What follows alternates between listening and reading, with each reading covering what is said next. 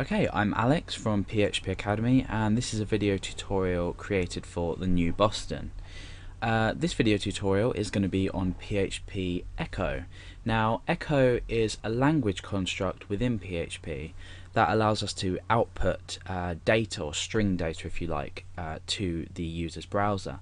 Now you can see at the moment I've got a file open in my text editor. This is index.php.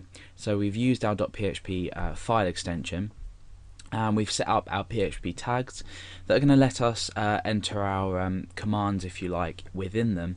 And in this video we're going to be focusing on the Echo language construct. So I've got the page open in my browser, or nearly the page open in my browser. So now I'm viewing index.php. You can see at the moment obviously there's nothing on the page because we haven't started writing. Now, Echo is, like I said, a language construct. It's not a function. It allows you to basically output to the screen into the browser. So how do we write this? Well, it's simply just Echo. We can either use double quotation marks or we can use single quotation marks, and you'll learn about later on why you should use them and when you should use them. Basically, double quotation marks allow you to echo out variables inside them. If you've programmed before, you'll know what variables are. However, single quotation marks will only let you echo variables if you append them, and we append with a full stop. But obviously this tutorial is on Echo, so we're not going to go too much into detail. Remember your line terminator at the end. You need a semicolon at the end of your line, otherwise we're going to run into some errors. In fact, what we'll do is we'll show that without that so we can see what the error is like in the browser. So I just want to say hello world. If I refresh this in my browser, you're going to see that we're going to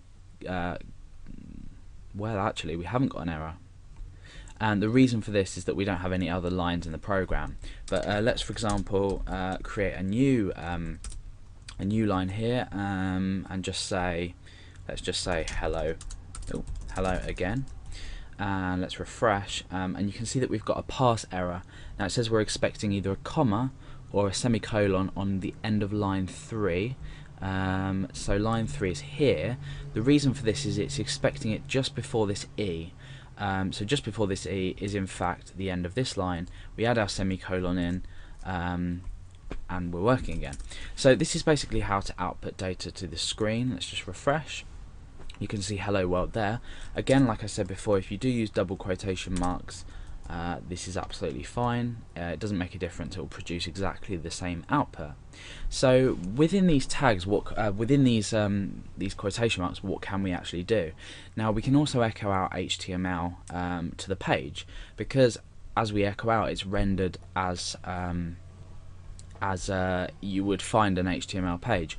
If we put things like strong tags, for example, around this, you can see that when we refresh, it's taken that into account, and we've made this text now bold. You could potentially create a whole HTML document inside an Echo, inside a language construct, Echo language construct, inside these speech marks, if you like. However, we tend not to do this. We tend to just echo out what we need. I mean, things like strong tags for bold, italics, underlined, sometimes even form data is okay. But later on in the series, you'll learn that there are other ways to handle this. But for now, that's basically how you would output data to your browser.